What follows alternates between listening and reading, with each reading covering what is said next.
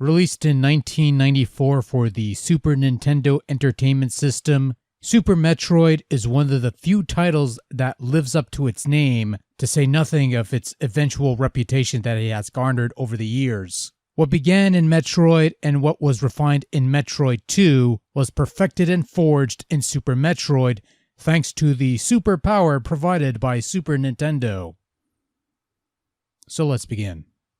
Super Metroid begins with an expository recap of the past two games, the defeat of the Mother Brain and the near extermination of the Metroid race that concluded with the birth of a Metroid hatchling that follows Samus along and is subsequently dropped off at a research station. Said research station is attacked, and this is where your adventure begins. Kind of. The station itself is a short linear path devoid of opposition until the very end, where you'll encounter the space pirate Ridley, who after a brief confrontation will flee with the hatchling in tow, escaping the exploding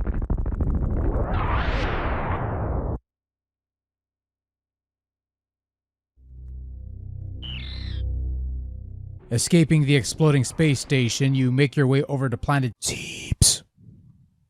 I don't care what you call it, I call it Seeps. The location of your first encounter with the space pirates, and where your current adventure truly begins. Much like in the previous titles, Super Metroid has you roaming around this dark, ominous world with various environmental hazards and life forms for you to contend with. And in order to make any progress, you'll have to explore this world in order to seek out weapons, tools, energy tanks, and other doohickeys scattered throughout the vast network of tunnels, abandoned spaceships, ruins, and pure dread. Unlike the previous two games, Super Metroid implements a map system that keeps track of your progress, thus preventing you from getting lost in this vast world that you have to explore. And if you come across a mapping computer, you'll be provided with a near-complete layout of your current surroundings. No more guesswork or drawing makeshift maps that are difficult to decipher. All the work is eventually done for you.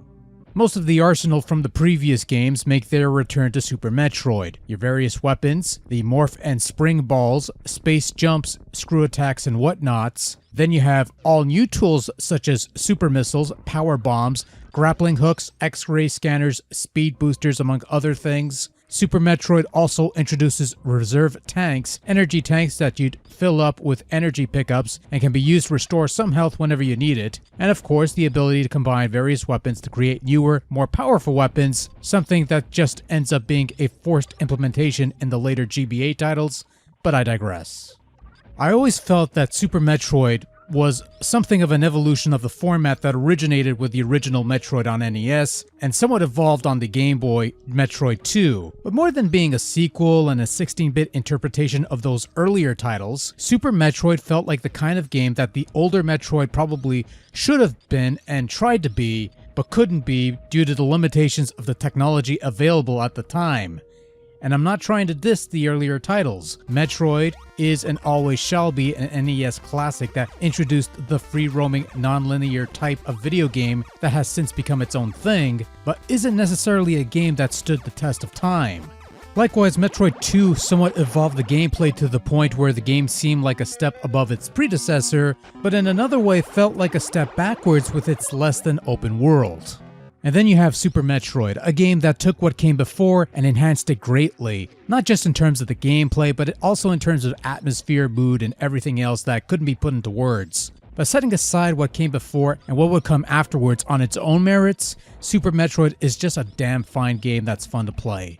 You have a rather nimble protagonist that could either jog or run through these caverns, jump fairly high, crouch, and shoot in 8 directions. Basic abilities that could be enhanced with various upgrades and supplanted with more advanced skills, providing you with the tools needed to explore this massive world bearing caverns of intense heat, ancient ruins, derelict spaceships, and even remnants of that first Metroid adventure. You'll encounter alien life forms of various shapes and sizes looking to defend their turf against your transgressions, as well as massive creatures looking to impede your progress.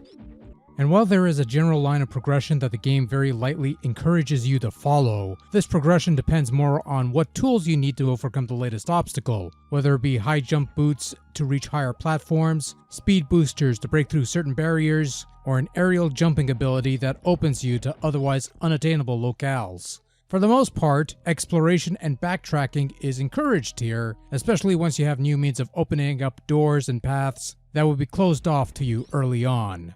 Control in Super Metroid is a bit of a beast, but once you get the hang of it, it actually works really well. You have your usual jump and shoot buttons, but you also have a run button, which allows Samus to break into a sprint that eventually activates the speed boost upgrade you'll eventually get. Start brings up your map and status screen, select cycles through missiles. The triggers let you aim diagonally, useful for certain firefights, and you can even enable a moonwalk feature that I honestly never use. And there's also a wall jump that's hard to pull off at first, but once you figure it out the timing, it becomes a pretty useful move for those spotty moments. Super Metroid hits you with an ominous opening sequence that sets the tone for the rest of the game, both in terms of its exceptional visual presentation and its splendid audio department. Let's get the sound bits out of the way first. You have a selection of musical tracks that range from triumphant anthems to ominous ambiance to tense stingers when something important is about to happen. The kind of thing they try to do with Metroid 2 with its atmospheric ambiance, but couldn't quite pull it off due to the limited Game Boy technology, but it works here. Monster growls and shrieks, explosions, laser blasts, a Samus grunt that doesn't sound like a fart, absolutely amazing. And the visual settings aren't too shabby either. The space station ain't much to look at until it's about to blow up and you have the little tilting thing and the colors then the shift and stuff. Then you land on the planet and there's rain and lightning. Revisiting the old Torian and Brinstar cave from the first Metroid game was always a nice touch. And the rest of the game looks really good, with each region having their own distinct layers and environments. Whether it be the foresty Brinstar bits, the cavernous Norfair with its deeper temple settings, or the haunted ship before and after it powers up. And the boss fights are pretty impressive spectacles for the time, pitting you against large, monstrous beings with the appropriate tunes playing in the background to supplement the tension. Both the sound and visual aspects of Super Metroid complement each other in a way that contributes to the game's atmosphere, whether it be brooding ambiance and dread in the opening segments of the game, or a high-energy action piece in the Brinstar segments, or the occasional moments where the music fits with the situation, such as the bit with the giant plant monster. It creates quite a mood, especially back in the day, and still does today. Of all the classic 2D Metroid endeavors released in the Prime years... Sorry, poor choice of words. Super Metroid remains the pinnacle of that particular mountain, building on what was established in two prior titles and refining the formula into its most polished form, reaching a peak that its two successors could never reach due to lesser hardware or lesser scope. Excluding the recent 3DS entry, which I haven't played enough to properly gauge, this is perhaps the most definitive side-scrolling Metroid adventure in terms of gameplay and atmosphere, and pretty much laid the groundwork for a style of adventure game that would be adopted by many other games down the road, as well as help to shift the direction of another popular gaming franchise, for better or worse.